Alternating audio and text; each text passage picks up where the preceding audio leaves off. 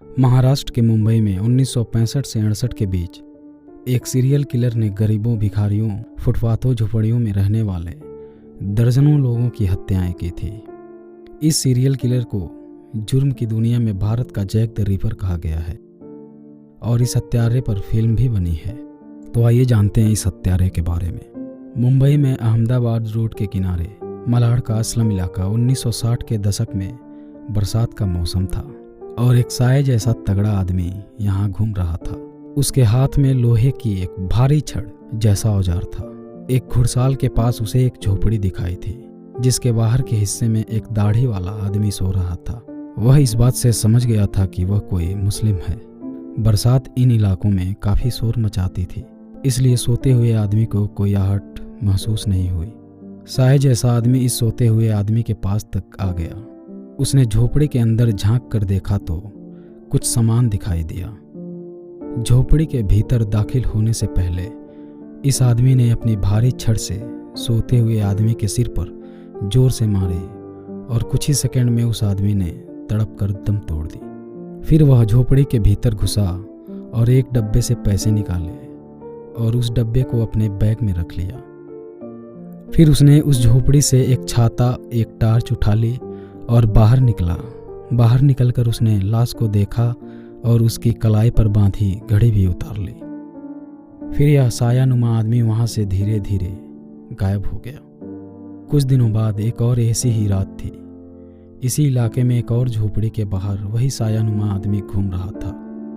उस झोपड़ी में ताक झांक करते हुए उसने एक आदमी, एक औरत और एक बच्चे को सोते हुए देखा।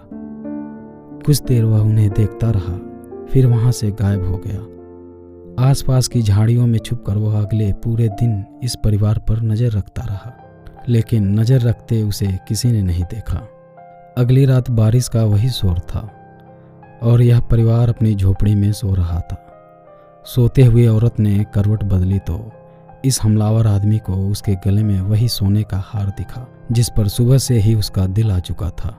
इस आदमी ने आसपास देखा और मौका पाते ही वह झोपड़ी को बंद करने के लिए लगाए गए तार को तोड़कर भीतर दाखिल हुआ। इस रात उसके हाथ में हथौड़े जैसा कोई औजार था। इस औजार से उसने आदमी के सिर पर तब तक हमले किए जब तक वह मर नहीं गया। इस हमले के दौरान वह औरत और बच्ची जाग चुके थे और चीखने लगे थे।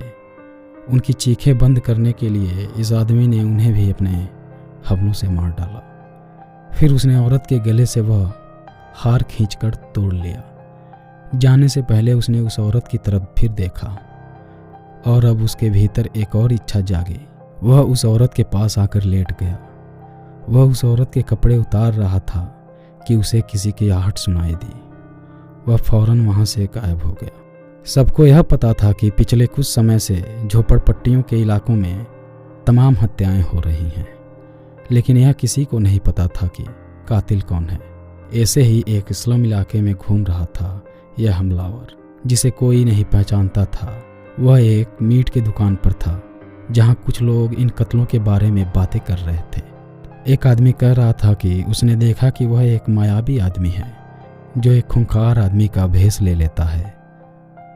सब ध्यान से सुन रहे थे। फिर किसी ने कहा कि उसने एक भूत जैसा उस रात एक पेड़ पर लटका हुआ कुछ देखा और वह डर कर भाग गया। सबकी बातें सुनते हुए वह मन ही मन में खुश हो रहा था और धीरे से वहां से चला गया। कोई उसे भूत समझ रहा था तो कोई मायावी जानवर, तो कोई अद्भुत शक्तियों वाला सुपरमैन। अब उसके मन में कोई और खौफ बाकी नहीं रहा था। वह एक खंडहर जैसे वीरान मंदिर की तरफ गया और वहां एक टूटे पत्थर को काफी देर तक देखता रहा।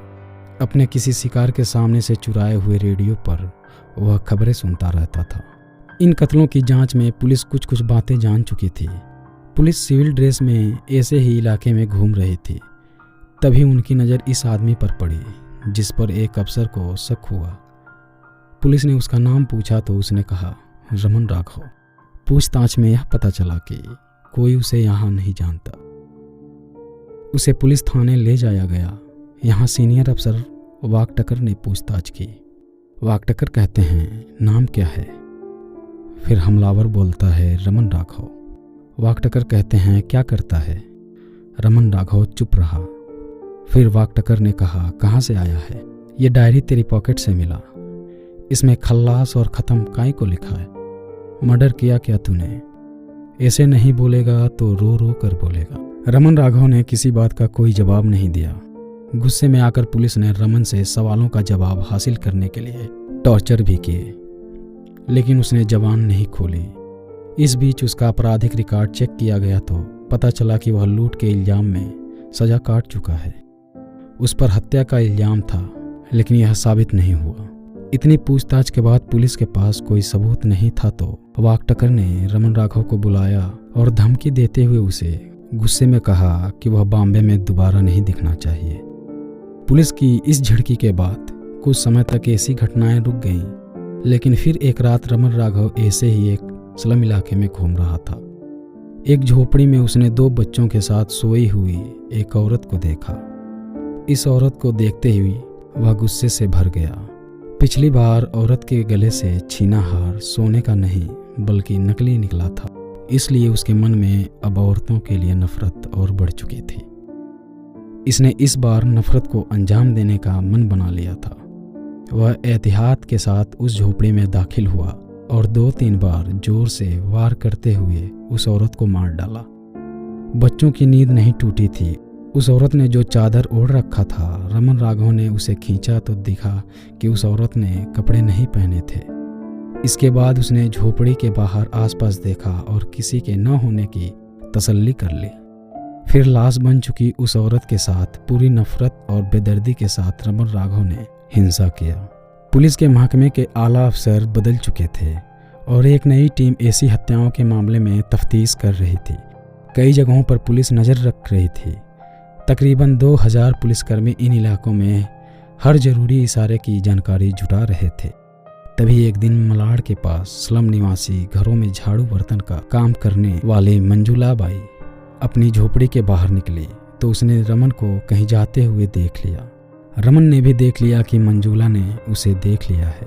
मंजूला फौरन पास की एक दुकान पर गई और वहां सिविल ड्रेस में मौजूद एक पुलिस वाले को उसने रमन राघव को देखने की जानकारी दी। इस पुलिस वाले ने अपने सीनियर अफसर को बताया, रमन राघव फिर से लौट चुका है। एक पूरी टीम को उस इलाके में तलाश के लिए भेजा गया जहां मंजूला ने रमन को देखा था। उसके आसपास के एरिया में कई पुलिस वाले लगातार घूम रहे थे। देर शाम तक यह तलाशी चलती रही और रमन को सब आहटें मिल रही थी। रात हुई और आहटें थम जाने के बाद रमन का कीचड़ से निकलना, जिसमें वह पिछली कई घंटों से छुपा हुआ था। रमन राघव मलाड़ के चिंचोला में एक स्लम इलाके में था। यहाँ एक दर्जी की छोटी सी दुकान थी। उस रात वह दर्जी वहीं था और इसकी आंखें लग गई थी। रमन ने दबे पांव जाकर उस दर्जी का गला चाकू से काट दिया। उसके सामान की तलाशी ली और कुछ पैसे अपनी जेब में रख लेने के बाद उसने एक अंगुस्ताने को देखा। इस अंगुस्ताने का इस्तेमाल वह दर्जी सिलाई के दौरान अपनी उंगली बचाने के लिए उंगली की टोपी के रूप में पहनना करता था।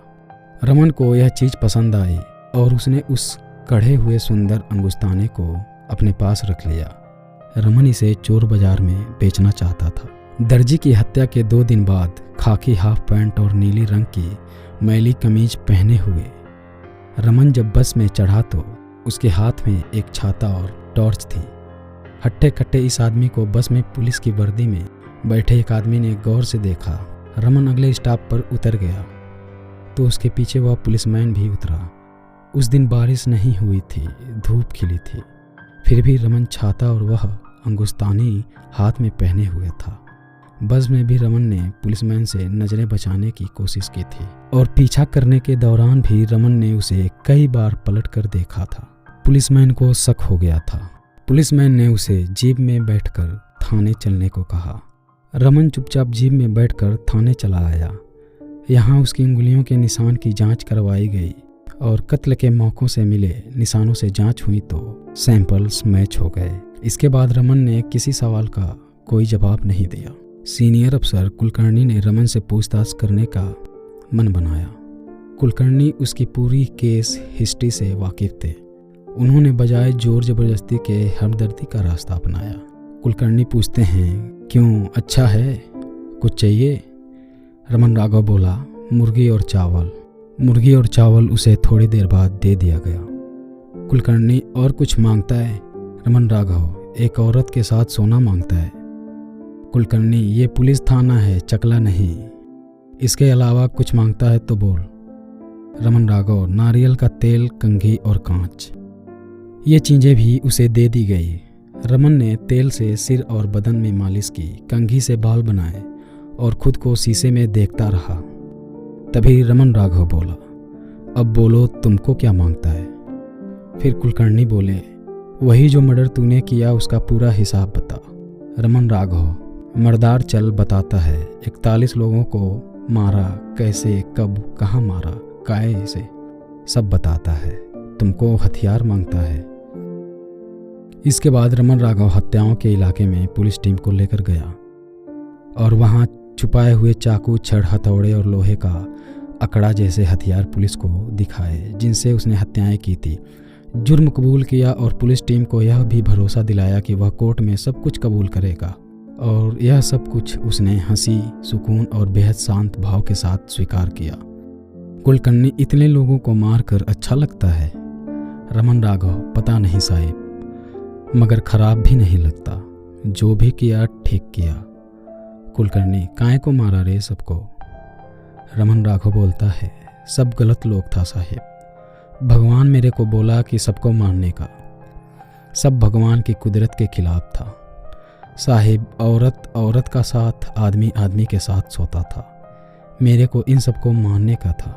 सब गलत हो रहा था मुल्क में साहिब। इसी वास्ते मेरे पास कोई रास्ता नहीं था।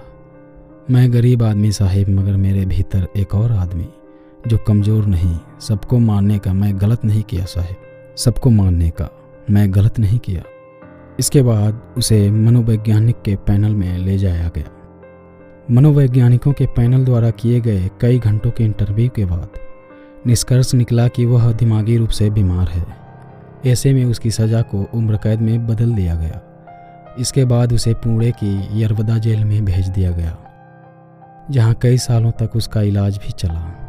वही साल 1995 में साइको किलर रमन राघव की किडनी के बीमारी के कारण सस्तून अस्पताल में मौत हो गई। उम्मीद करता हूँ आपको रमन राघव की स्टोरी पसंद आई होगी। अगर स्टोरी पसंद आई है तो चैनल को सब्सक्राइब करें और बेल आइकन को भी दबाएं। Thank you.